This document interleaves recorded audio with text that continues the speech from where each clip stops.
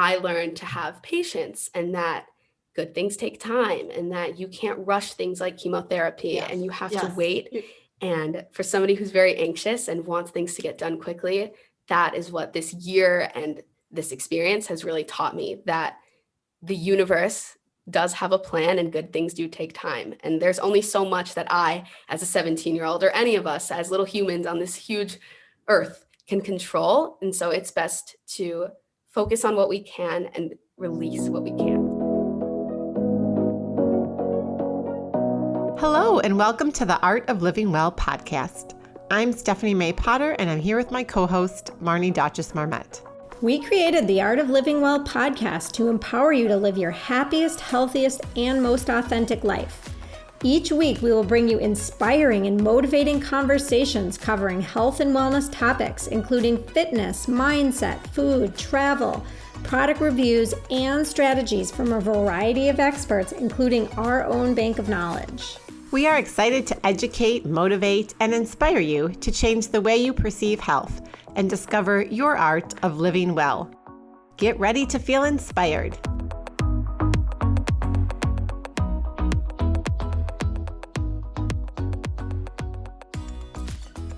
Hello, and welcome to episode 84 of the Art of Living Well podcast. Before we dive into today's episode, we want to give a shout out to those of you who have written us a review on Apple Podcasts and share one of our latest 5-star reviews. This review comes from Yogini Tanya B. Stephanie and Marnie present a rich, down-to-earth wellness podcast full of inspiring guests, relatable topics, and lots of laughter. I love that they are open, sharing, and excited to bring the best of modern wellness to the listener who wants a dose of healthy tips, stories, and knowledge. Thank you so much for taking the time to write such a thoughtful and heartfelt review. It really means a lot to us to know that our show is positively impacting others, and doing this really helps others find us and benefit from the information as well. So keep those reviews coming. We also have a super exciting in-person event coming up.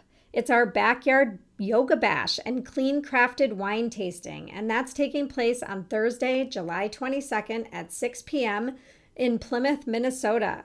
We're co-hosting the event with Ashley Sondergaard, who hosts the Yoga Magic podcast. Ashley was a guest on our podcast several months ago, and we were on hers as well, and we're so excited for this collaboration. There's going to be yoga, wine tasting.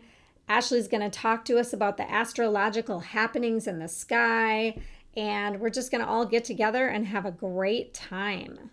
And finally, we created a barbecue summertime recipe book for you to help inspire you to make delicious, nourishing, and simple recipes for your next few social gatherings. Simply click the link in the show notes or go through our Instagram profile to download your copy of the recipes today. And now we are so excited to welcome today's guest, Marley Comito. Marley just graduated this past May from Hopkins High School in Minneapolis, Minnesota, and she's planning to attend the University of Wisconsin-Madison this fall as a journalism major. Marley is a writer, blogger, vlogger, and a podcast host for her podcast called Spill the Soup. During our conversation today, we were both so impressed with Marley's poise and maturity. We talked about a lot of serious topics. We talked about applying to college and how stressful that can be. We talked about stress during the pandemic in the teen world. We talked about social media usage. And we also just talked a little bit about, what teens wished that parents understood about their generation. And then we kind of went on to hear how Marley keeps herself healthy, both mentally and physically. And she also told us about her podcast, Spill the Soup. So without further ado, let's dive right into our conversation with Marley Comito. But first, a quick word from our new sponsor, The Healthy Place, an online and brick-and-mortar supplement store based in Wisconsin. We know how overwhelming and confusing shopping for vitamins and supplements can be, and many people start taking supplements without understanding what their body needs. It is so important to ensure that the supplements you're taking are high quality, free of common allergens, GMOs, and third-party tested, so you know that what you are putting in your body is actually what it states on the bottle. We recently sat down and chatted with the founder of The Healthy Place, Tim O'Brien, whose mission as a company is to impact, empower, and educate every customer to learn, grow, and create a lifelong foundation of health and wellness. Both Tim and his wife and co-owner Becky strive to inspire their customers to make healthy changes that will impact every area of their life, and we couldn't agree more with their values. One of the things that sets The Healthy Place apart from the other places that you can buy supplements from is their team of wellness consultants who are ready to help you find the highest quality product. They won't just find you a product for what you believe you may need.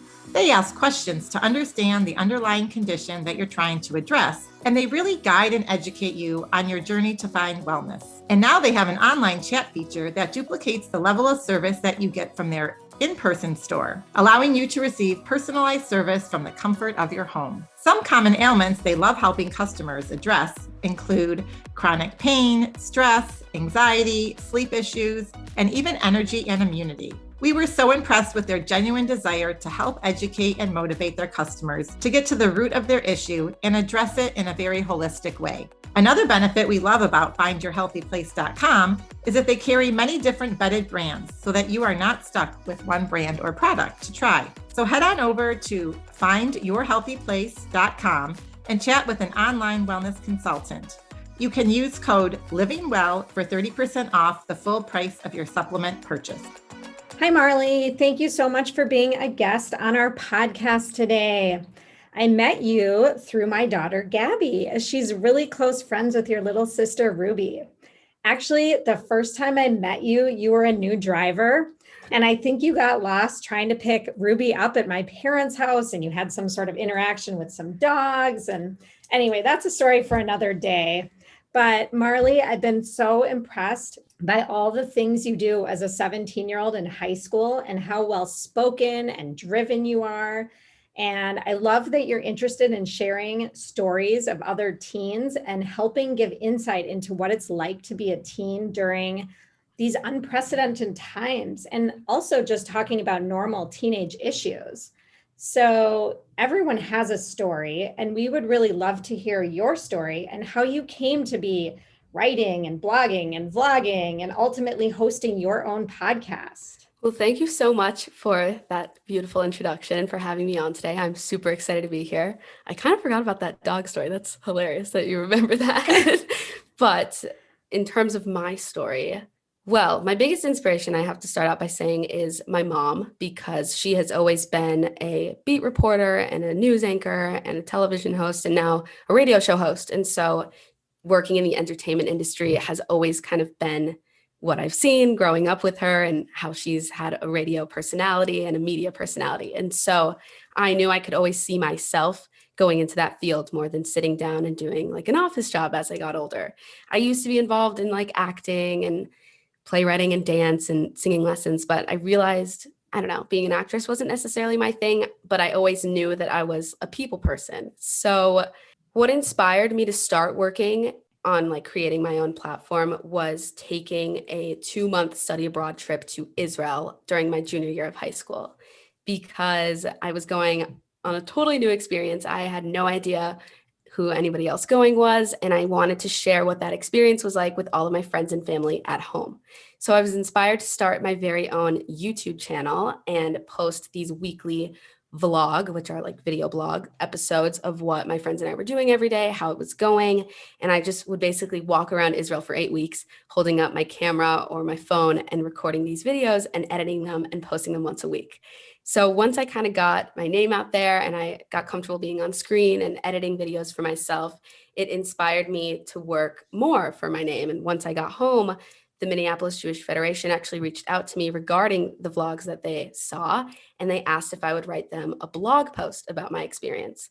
So then I kind of got familiar with creative writing and I started blogging, and they liked it because their audience was really older than I am. And so they thought it was very refreshing to hear a younger voice. So then they asked me to start writing these monthly blog posts. And I've been doing that since September, and it's been amazing. And I can really just write freely about whatever I want.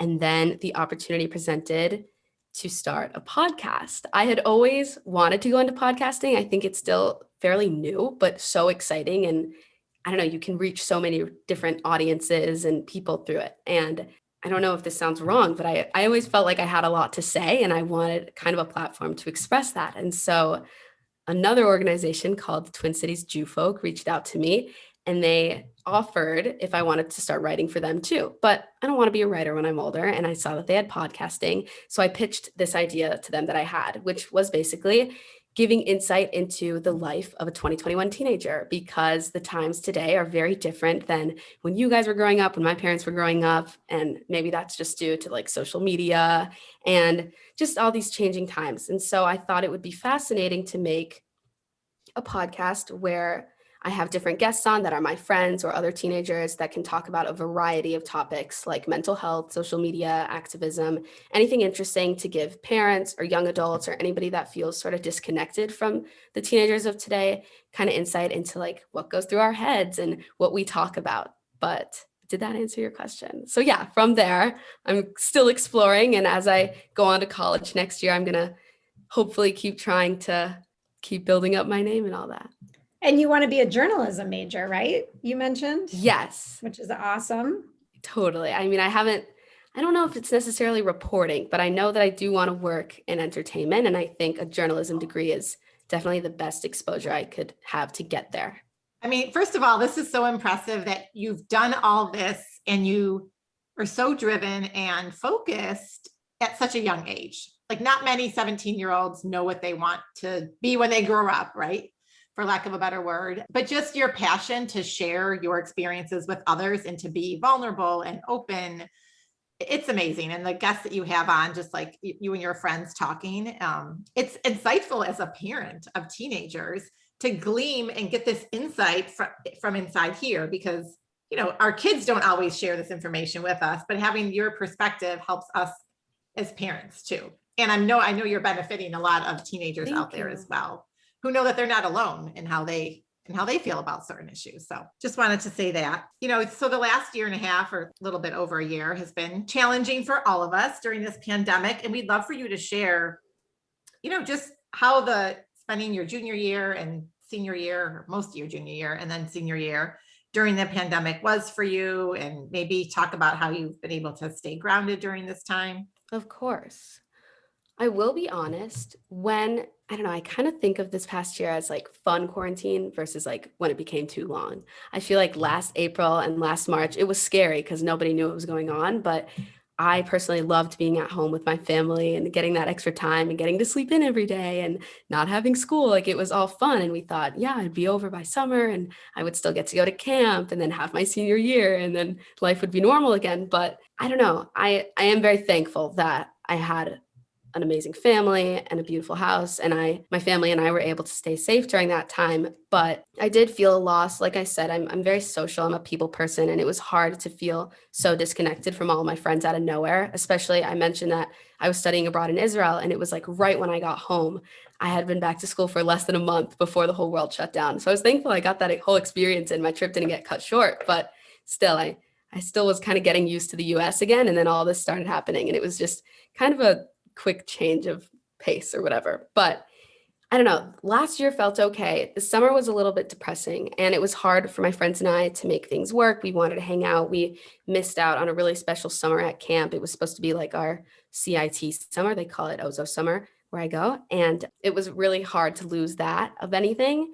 And then we figured still that like school would be normal again. So there's been a lot of losses with senior year. I think it's a sensitive topic. Everybody was busy kind of mourning what the 2020 seniors had lost because they weren't able to have prom and graduation or any of that. But my class, like class of 2021, really hasn't had anything. And we're planning right now to have like prom in the parking lot or graduation outside with only like 1 or 2 guests. But so I'm thankful for that. But it's hard. And I've struggled to throw a pity party for my friends and I who won't get to have that last year of high school or don't get to experience all the highs and lows of high school football games again or going to school dances. But then I think about the millions of people that have lost someone or are sick or don't have a home or a family and they're not fortunate enough to go home and feel okay that way during this pandemic. I know I'm wording that wrong, but it's put a lot into perspective for me to kind of understand how grateful I am, but also, and I'm not trying to invalidate my feelings because it is hard and it's hard for everybody to be home and not have this exciting year that it was supposed to be. But I have shifted my perspective a lot to look at the bigger picture and realize how it could always be worse. Like, yes, it could be better, but it could always be worse too. And I think that mindset has really helped me get through a lot of these hardships. That's so amazing that you have that insight as a 17-year-old. I know people in their 60s and 70s that don't have that attitude during this time. So that truly, I mean, that's very special. But I have to think that there are times where you just want to scream or tear your hair out or whatever. So how do you handle that? And what do you do to kind of relieve that stress? I don't know. I'm such a firm believer that everything happens for a reason, or I don't know, something that I've juggled a lot with is like, if I'm at such a low point right now, it's all going to even out in the end and things are going to get better like really soon. And it's all going to be equal, like the good and the bad.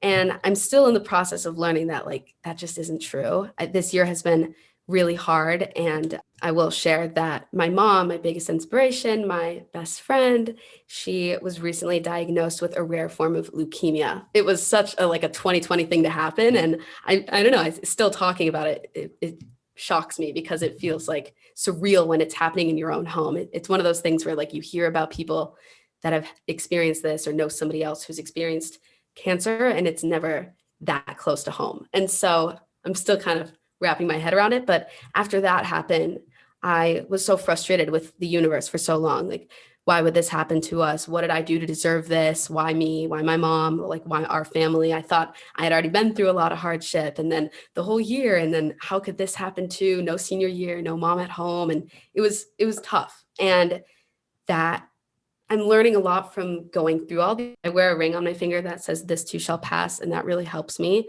Of course, telling yourself that is easier said than done, but that motto has always stuck with me, that things will turn out okay in the end, and it's important to be strong. What it's taught me is that everybody's fighting their own personal battles, and you never really know what anyone else is going through. And so it's hard to assume that, oh, they live such a perfect life. Why did all these bad things happen to me?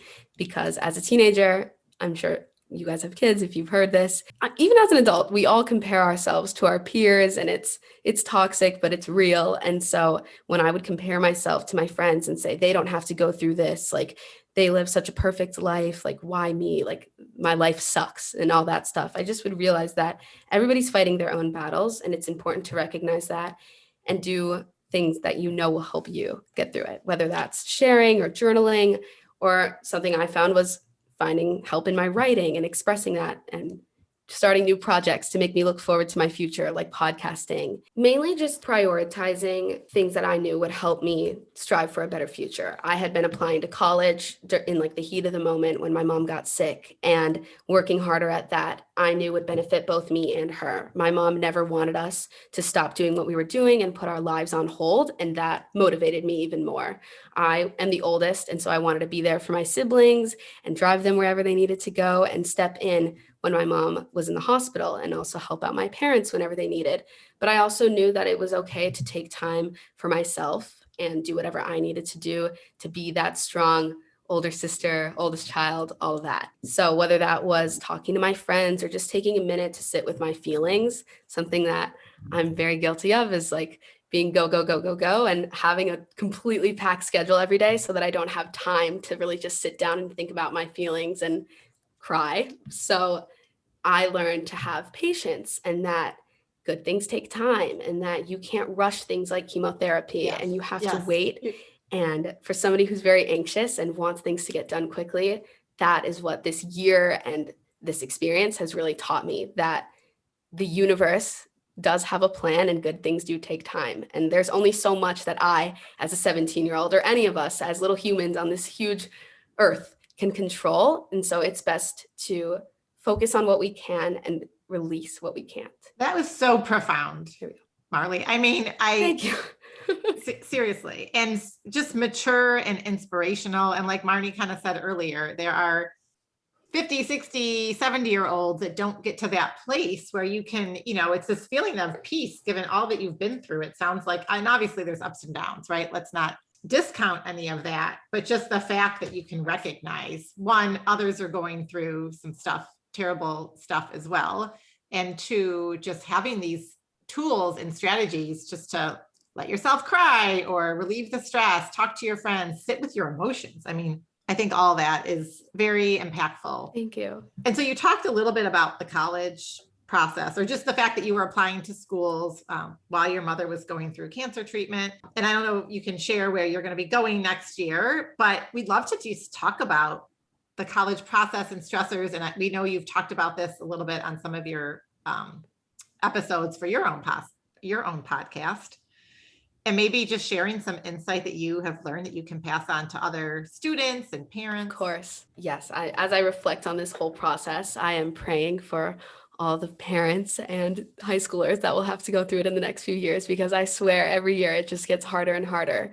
But one of the biggest losses of senior year, and I'll start out by saying that, was being able to go on a lot of these college tours. Something that a lot of big universities introduced were these Zoom tours, but there's only so much of a college campus you can really get a feel for by looking at pictures of it and hearing somebody talk about how great it is.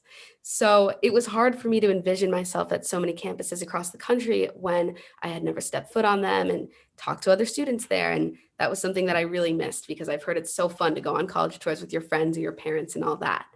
And another big thing was that schools went what is called test optional. So I spent my whole summer studying and then registered for 6 SATs, and they were all canceled in Minneapolis. So I will say that I'm graduating high school by never taking a standardized test in my entire life, which is pretty crazy because I got into some great schools without taking it, but that just goes to show how they don't measure your intelligence. That's another note that we can talk about later. But so that was pretty crazy. And I thought by not having those test scores, my application would only be seen as like my GPA, my extracurricular activities, my essays, all things that I was much more proud of. And I thought that would boost my chances a lot of getting into schools.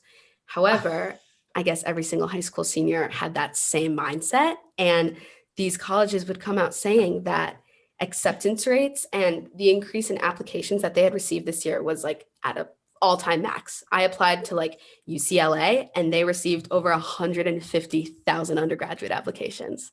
Insane. Like, it's actually ridiculous.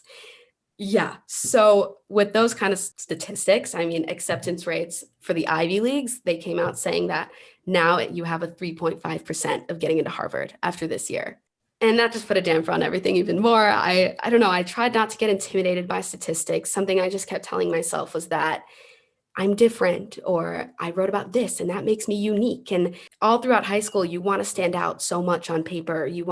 I kept telling myself, if I changed one word in my essay, maybe that would help me get in. And that is so incorrect. The whole process, as I reflect now that I'm done with it, is a total game. And it's wild to hear that like some of my friends with 4.0s and perfect test scores will get rejected from amazing schools across the country. Like, what else could they want? But it's so hard to express who you are on paper. So as I had gone through this process in the fall, I was so determined to be the best and beat the odds and tell everybody that I was different and I could get into these schools without perfect stats. And like that would somehow elevate my status, which is a horrible mindset and I don't recommend. But it motivated me to try harder and keep going to these virtual sessions, even though they were pointless. I thought it would help boost my application if they kept seeing my name, or I would reach out to the admissions reps of these schools and try to get them to know me on a personal level, so it would be harder to reject me when they read my application. And all of these things helped. And now looking back, I can just say that maybe they helped, maybe they didn't. But if anything, they just proved that I'm a very determined person. And I should take that with me, because working hard for something you want, like working that hard, is a great skill. So I'm thankful, if anything, that my manic mode helped me learn that lesson, that I can achieve something I want if I work that hard. But one thing that I would give as a recommendation to any parents or students listening is to never tie your self-worth to these decision letters. Like I mentioned, the college decision process is a total game. And something toxic that I've heard my friends say, that I've even thought to myself before, is, why am I not good enough? Why don't they want me? Somebody, like, all of you guys are better than me because you got in. Like, I'm nothing. I'm worthless. These schools don't want me. Like, what is wrong with me? Like, it's a personal thing. And that is so, so incorrect. The problem with this process is that there are like a ton of schools in this country, but so many kids all want to go to the same ones, and there's just not enough room. So they have to be selective, and it's never personal. It's never against you. It's all about who they have on paper, who they need more of. You never know if your admissions rep could have been in a really bad mood when they saw your application that random day and just thought to reject you. But never take it personally. I had to learn that, okay, like their loss if these schools don't want me. You will thrive no matter what institutional setting you're in. And the skills that you have, like determination with applying to college, will go with you wherever you go to college. It should never be tied to one specific school. And if I could tell myself that, like my past self from a few months ago, I would tell myself that, but also don't be so narrow-minded. I had such a set goal of going to school in a specific place, and I kind of blurred out all of my other options. And you should never do that. You should always be optimistic about anything, but especially for this and in such an unknown and strange, unpredictable process, it's so much better to keep your options open and know that you will have an amazing experience wherever you end up. I think that's so wise. And, I've been through the process with one of my kids already, and it is a brutal process. And I think, I heard a statistic that the average admissions person that's reading an application spends about 7 minutes per application. And that was before this was like the year before all of this. So I can't even imagine how much time they actually spent when they've doubled the number of applicants applying. And like you said, you get an admissions person that's having a bad day or, only wants this type of person, it is kind of like a puzzle, and they try and fill their class with a mix of all different people. And if you don't fit whatever they're looking for in that particular moment, they move on to the next student. But the fact is, so many kids are qualified and they'll do well wherever they end up. Yeah, that's such great advice. So let's change gears a little bit. We want to dive in a little bit to teens and social media usage. And I know that you have talked about this on your podcast also. And I'm wondering, what are your thoughts on this hot topic? And, are you on social media? How often? What apps do you like to use or not use? Yes. And this is a pretty broad topic, so I could take this question a few different ways, but just to give an overview that, I don't know, it's almost like you're weird. If I was meeting somebody for the first time and I said like, oh, I don't have a Snapchat, or, oh, I don't have an Instagram, like that's very much not normal.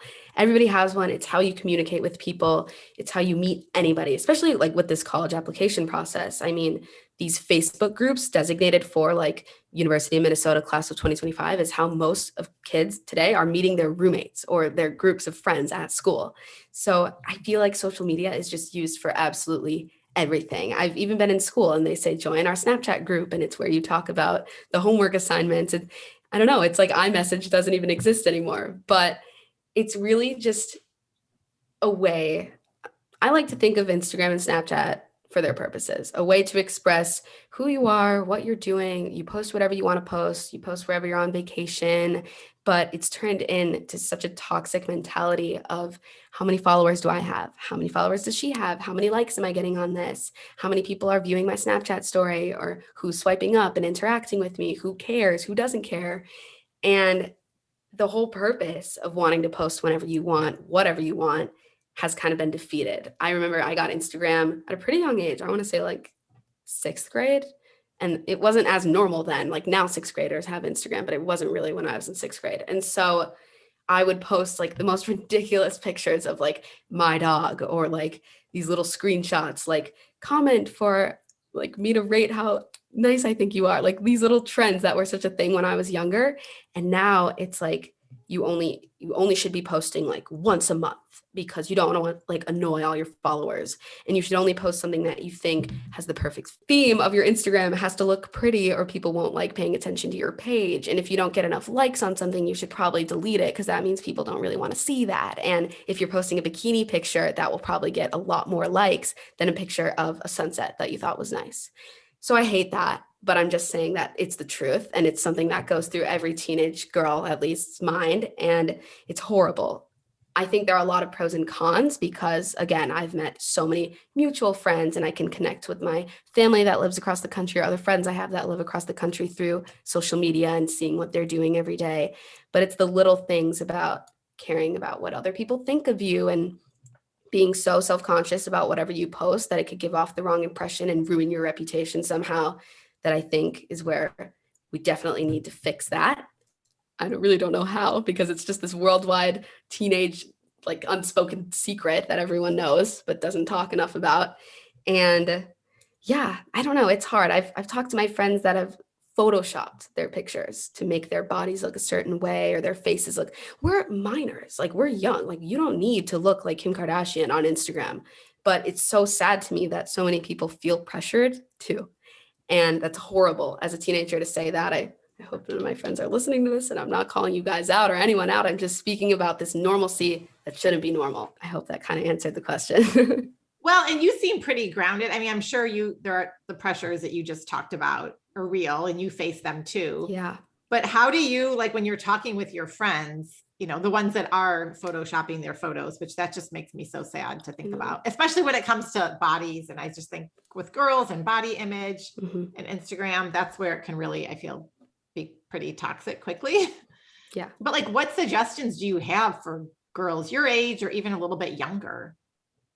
Or advice? Or, yeah. Something I've always told myself, because I've definitely, again, dealt with the whole people won't like this. Like, I know I won't get as many likes if I post this. Yeah. And then I like take a step back and I'm like, did I actually just think those things? Like, that's ridiculous. Like, oh my God, like, I can't believe that. But I don't know. Sometimes I think like if I feel very good about myself in something that I wanted to post and I thought, oh, it wouldn't get enough likes. Like, you have to do what makes you happy. That's why people are following your Instagram, to see pictures of you. Whether you want to believe that or not, they want to see what you think they should want to see. Does that make sense? They followed you to see what you are posting, and what you're posting should be what you want to be posting, not what you think they want to see you posting. There's a lot of words. So I've told myself, if I feel good about this, I should put it up there. It's my Instagram. There is no Instagram God that's going to tell me, oh my God, you're horrible. Like, delete this now. You know, it's just a self-conscious thing. And so easier said than done, but you have to just tell yourself, if you feel good about this, people will want to see that. And if they're going to be fake about it or not comment or not like it, they're not your real friends. And people will support you no matter what you want to do, because those people are there to see what you want them to be seeing. Does that make sense? Yes. And such great insight for you to be able to, it's really like your mindset about this is really, it's really amazing, honestly. Thank you. Because there are adults that still don't have that.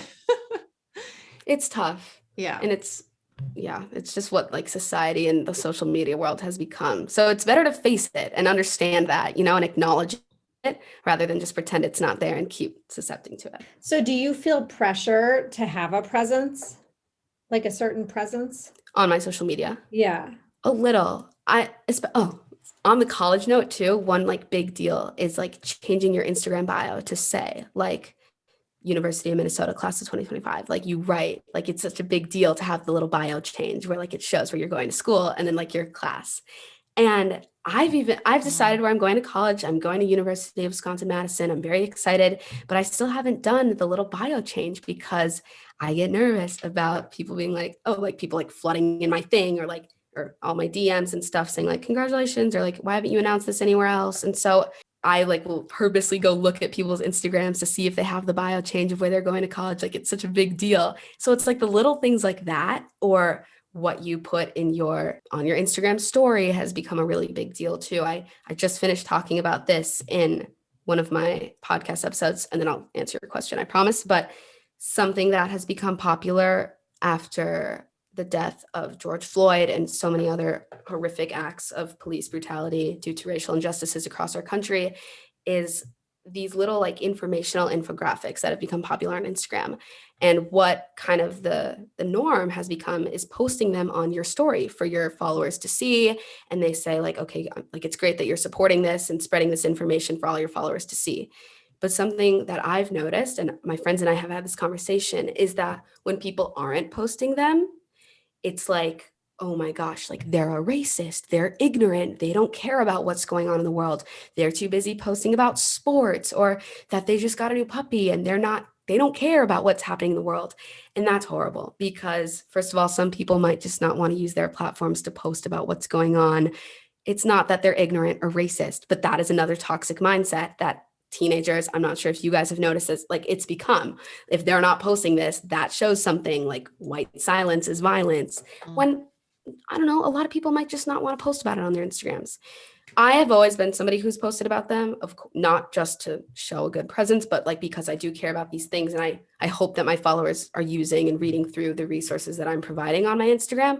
So in that way, I care about voicing my platform to help other people and to spread information that I stand for, that I believe in, and that I think would be necessary to any of my friends or my peers or my followers. But in other terms, I think I definitely have like a link to my podcast and to my blog and to all my other exciting little projects because I want people to see that. At first, I was nervous of being judged. If I posted about it, would people make fun of me? Would they think I'm trying to be somebody who I'm not? Because nobody really, not many people do this at 17. And so I was nervous about being judged for that. But after a while, I kind of got over it. And I told myself, this makes me happy. And I want my friends to see what I'm doing. So I told myself to stop caring about what other people think and to put it on my Instagram. So in that way, I do use my platform. And I think it's important that I like advertise what I'm doing and bring attention to it because I think it's important for my friends to hear conversations like these or read anything I'm writing about so they do feel less alone, like you were telling me earlier, Stephanie. And so in that way, I care about the presence. But in terms of boosting my followers or getting verified or anything like too extreme, I haven't really gotten there yet. That's awesome. And I think you're using your passion and your gifts to be of service to others, as far as like promoting the podcast and all that you're doing. That's how I would, look at it. But thank you. Yeah. Hopefully. So as parents, Marnie and I, right, both parents of teenagers, what are a few things that you wish parents understood about your generation or peer group? Ooh, this is such a good question. Okay. Something that I wish my parents understood and any of my friends' parents understood is how competitive these times are, whether it's about social media, whether it's about college admissions, whether it's about your appearance or what you're involved in or the clothes you're even wearing. Anything and everything has become a competition between your peers. I don't know if it's always really just been like that and I'm just experiencing it now that I'm a teenager, but I think in the world of posting about everything that you're doing in your life and going on to have these amazing experiences with all the new opportunities and camps opening up and youth group opportunities and everything that's newer, something I wish my parents understood is that I've just been living in that mindset. No, I'm not ungrateful. No, I'm not selfish even. It's hard because when you're a teenager today, you care, just your whole world is clouded based on what other people think of you. And I hope parents understand that because just of how toxic it's become. If anything, I've met some of my friends' parents and they've understood that and they want to elevate their status by helping their kids with college admissions because if their kid goes to a good school, that somehow makes them seem like a cooler parent or all that. So don't do that, but just understand where we're coming from and realize that if your daughter or son or anybody's asking for something like totally out of the blue or wants to wear these special clothes all of a sudden, it's because we're too stuck in the thought of like caring about what others think of us. And besides that, just hearing us out about what the norms are today, whether it's about social media, these ridiculous trends or wanting to be on TikTok for way too long every day. Like our whole world is living in our phone, which is sad. I wish like people could still like go on walks or do bike rides or use a home phone to call each other. But all your friends, your school, your sports, your whole life is in your phone. So I think I hear so many parents like, get off that phone. Like it's horrible. Like, you're always yelling about the phones, but everything that you have is really in there. And it's sad, but it's just kind of reality. So if you think your kid is a total screenager or struggling to get off their phone and, like have human interaction or social skills face to face, they are learning everything from their phone. And so it's kind of hard to like retract from that when everything is really consumed by technology these days. It's a hard transition, but I feel like it's just kind of what society's become. Wow. Is that okay? Yeah, no, I mean, just hearing you talk about the competition, it's like, a little bit heartbreaking to me. Yeah, really. it is. Yeah. It's Because horrible. I don't remember that growing up. I don't know about you, Stephanie, but things were competitive, but not the way you're describing it. Like I would get dressed in the morning and I wouldn't think about, oh, is this outfit going to be okay at school? I don't know. It sounds intense. It does. And I liked I didn't like, but the advice that you said about, no, I'm not ungrateful for everything you have, because I think the teenage years, you're self-absorbed. That's just the natural evolution of a human, right? Course. So it's not abnormal, but it does as a parent sometimes get frustrating, like you are ungrateful. But my whole world is clouded by what others think of me. I think that's what you said. I wrote it down because I thought it was so profound. And I think as a parent, we do need to empathize and put ourselves in the shoes of our kids and try to relate to it. And I do try to do that to some degree, okay, you want this. And I know it's just a material item. It doesn't cost a lot of money, but it's important to you. And I get it because I've been there. And I think growing up, to your point, Marnie, there was some of that, but this is amplified partially because of social media. But I think it's just good to have these conversations with our kids. Of course. And also just for parents to be aware of what you are going through, because I think you explained it beautifully, but I don't know that my kids would be able to articulate it that clearly. And sometimes it helps to hear it from someone that's not your own kid. Yes, and that makes me so happy to hear, because that's exactly what I want this intention to be, or the intention of my podcast, just insight into what we're thinking. And just while we're on this note, before we move on really quick, if any other teenager is listening to this, something that I've learned that's really helped me is that something we forget to remind ourselves of is that because teenagers are so self-absorbed, my whole world, you're you're the main character of everything, but every teenager just cares about themselves. I spent so much time worrying about what people are thinking of what I'm posting on Instagram, what I'm wearing to school, the little things. And you take a step back and nobody actually cares that much. It's such a big deal to you. But in retrospect, everybody's just worried about themselves. The same worry that I had about what I was putting on my body for school that day, all of my friends experienced that in their houses. Everybody's just worried about themselves. So I tried, when I'm worried about what people are thinking of me, I just think of my friends going through that exact same thing and how I'm not that worried about what they're wearing to school. I'm worried about what I'm wearing to school, So I think everybody's going through that. It isn't really all about you. And that has helped me pick out what I want to do and post what I want to post, because I realize nobody else actually cares that much. It's just me caring that much. So if it's going to make me happier, then I should want to do it. That's beautiful. Oh my God. Beautiful. Yes. Thank you. And actually, I think that that applies to adults as well. I mean, this is not just a teenage issue. This is an adult issue with many women as well. So, and we're in our mid 40s to call us out on this, right, Marnie? Yeah, totally. This conversation has been amazing, and I know we're kind of running out of time here, and we love to leave our listeners with some simple tips that they can use to kind of implement into their lives. So you've already offered us a ton of tips, but what would you share to parents or teens listening to this show, just relating to the times and what people are going through today? Something I've learned in this competitive era is that pain is relative. I mentioned this a little bit earlier, and that, yes, you can present yourself to be this happy, glowing, amazing, perfect lifestyle that you somehow seem to be living on your Instagram.